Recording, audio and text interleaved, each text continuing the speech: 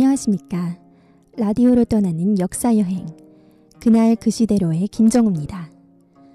역사를 잊은 민족에게 미래는 없다. 단재 신채호 선생의 명언이죠. 아마 많이들 들어보셨을 겁니다. 학문적인 의미를 떠나서 과거를 성찰하고 보다 더 나은 미래를 만들어가기 위해 역사 관련 지식은 필수적입니다.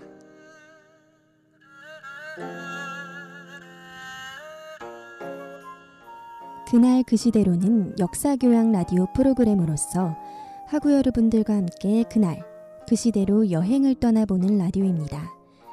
다 같이 떠나보기 전에 우선 노래 한 곡 듣고 와서 출발해 보겠습니다.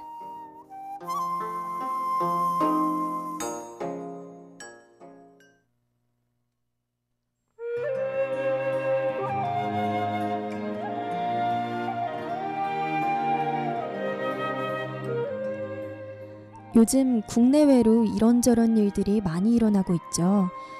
파도 끝이 보이질 않는 국내의 비선실세 관련된 권력형 비리들과 더불어 이틀 전에 미국 대선 뉴스까지 나라가 떠들썩합니다. 이런 가운데 우리 국민들, 청년들, 그리고 많은 시립대 학우분들이 이 전례 없는 통탄을 금치 못할 비선실세 논란에 관해 자신의 목소리를 내기 위해 직접 행동에 나서고 계신데요. 오늘은 이처럼 현실에 맞서 자신의 소리를 내고자 하셨던 두 분과 관련된 시대 1930년대로 떠나볼까 합니다. 무력으로 한 거에 유롭게 죽었다는 의미로 의사라는 칭호가 붙는 분들이시죠. 바로 이봉창 의사와 윤봉길 의사이십니다. 이 두 분이 나라를 위해 어떻게 항거하셨는지 살펴볼게요. 우선 이봉창 의사는 3.1운동을 목격하면서 강렬한 민족의식을 갖게 되었는데요. 그 후에 독립운동에 헌신할 것을 스스로 서약하셨다고 합니다. 그 시작으로 적을 알기 위해서는 적지에 들어가야 한다 라는 생각으로 일본으로 건너가게 되었는데요. 혼자의 힘으로 대사를 도모하는 것에 역부족을 느끼고 1931년에 중국 상하이의 대한민국 임시정부로 넘어가게 됩니다. 그는 김구의 주선으로 마침내 임시정부 별동대 역할을 했던 한인애국단에 가입하게 되는데요. 바로 이 한인애국단에서 첫 번째 거사로 계획했던 일이 이 이봉창 의사의 일왕 히로히토 처단입니다. 그러나 일왕이 탄 마차를 정확히 식별하지 못한 데다가 거리가 멀었기 때문에 명중시키지는 못했어요. 결국 이봉창 의사는 바로 체포되었고 10월 10일 이치가야 형무소에서 순국하십니다. 이 소식을 듣고 김구를 찾아가 민족의 광복을 위해 신명을 바치겠다고 하는 인물이 등장합니다. 네, 바로 윤봉길 의사이십니다. 윤봉길 의사는 민족운동을 위해 1930년 장부출가 생불환이라는 편지를 남긴 채 가족도 모르게 집을 떠나 망명길에 오를 정도로 독립의 투지를 가진 분이셨습니다. 장부출가 생불환은 대장부가 집을 떠나 뜻을 이루기 전에는 살아서 돌아오지 않는다는 뜻인데요. 윤봉길 의사의 결연한 태도를 보여주는 것 같네요. 그래서였을까요? 김구 선생은 일제가 상하이 훈커우 공원에서 일왕의 생일에 전승 축하 기념식을 개최할 계획이 있음을 알아내서 폭탄 투척 거사를 준비했는데요. 이때 거사 인원으로 윤봉길 의사를 선발합니다. 따라서 윤봉길 의사는 4월 26일 조국의 독립과 자유를 회복하기 위하여 한인애국단의 일원이 된다는 내용의 입단선서를 하게 됩니다. 그 후 마침내 4월 29일 윤봉길 의사는 물통과 도시락에 장착한 폭탄을 식장에 던지는데요. 상하이 파견군 단장을 비롯한 2명을 즉사시키고 4명에게 중상을 입힙니다. 이후에 윤봉길 의사는 거사 직후 체포되어 결국 사형 선고를 받으셨다고 해요. 지금까지 정말 숨가쁘게 이봉창 의사와 윤봉길 의사의 독립에 대한 투쟁심을 살펴봤습니다. 잠시 노래 듣고 마저 살펴보도록 합시다.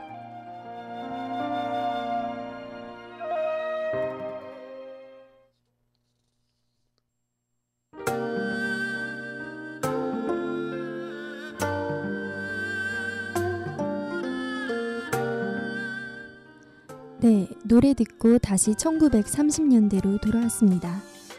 오늘은 게스트와 함께하는 시간이 아니고요. 윤봉길 의사의 편지와 유언을 낭독하는 시간을 마련해 보았는데요. 현재 시국이 시국인 만큼 나라를 위해 목숨까지 바치셨던 윤봉길 의사의 마음을 간접적으로나마 느껴보고 또 공감하는 시간이 되었으면 좋겠습니다. 그럼 우선 윤봉길 의사가 두 아들에게 남긴 편지를 읽어보겠습니다. 강보에 쌓인 두 병정에게 너희도 만일 피가 있고 뼈가 있다면 반드시 조선을 위해 용감한 투사가 되어라. 태극깃발을 높이 드날리고 나의 빈무덤 앞에 찾아와 한 잔의 술을 부어 놓아라. 그리고 너희들은 아비 없음을 슬퍼하지 말아라. 사랑하는 어머니가 있으니. 어머니의 교양으로 성공한 자를 동서양 역사상 보건대 동양으로 문학가 맹자가 있고 미국에 발명가 에디슨이 있다. 바라건대 너희 어머니는 그의 어머니가 되고 너희들은 그 사람이 되어라.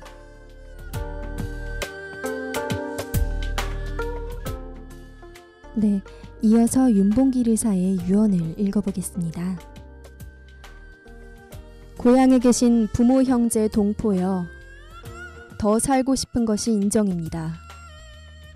그러나 죽음을 택해야 할 오직 한 번의 가장 좋은 기회를 포착했습니다.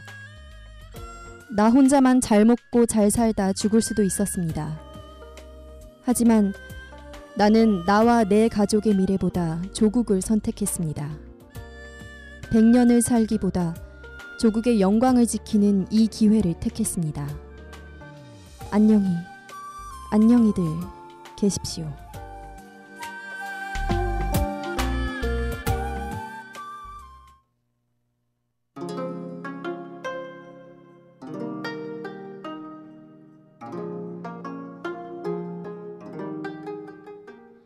오늘의 시대정리 시간입니다. 이 시간에는 오늘 하루 나눠본 이야기들에 대해 간단히 정리해 보겠습니다. 지난 시간 3.1 만세운동과 60 만세운동에 대해 얘기해 본 것에 이어서 오늘도 조국의 독립을 향한 당시의 움직임에 대해 살펴보았습니다. 그중 이봉창 의사와 윤봉길 의사의 투쟁에 대해 알아보았죠.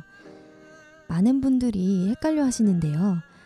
이봉창 의사는 일왕 히로히토를 처단하고자 마차에 폭탄을 던지신 분입니다. 그리고 그 소식을 접한 후에 독립운동에 대한 투지를 자극받으신 분이 바로 윤봉길 의사이십니다. 윤봉길 의사는 상하이 홍커 공원에서 일왕의 생일 때 열린 기념식에서 도시락 폭탄을 던지셨던 분이죠. 덧붙여 2주 전에 살펴보았던 안중근 의사는 하얼빈역에서 이토 히로부미를 총살한 분입니다.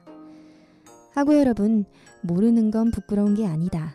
다만 아는 척하는 게 부끄러운 거다 라는 말이 있잖아요. 만약 헷갈리거나 모르셨더라도 이 기회에 확실히 알아두셨으면 좋겠습니다. 또 오늘은 인터뷰 대신에 윤봉길 의사의 유언과 편지를 읽어보았죠.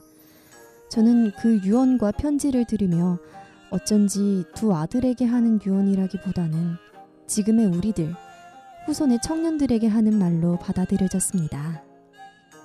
오늘의 그날 그 시대로는 아쉽지만 여기까지입니다.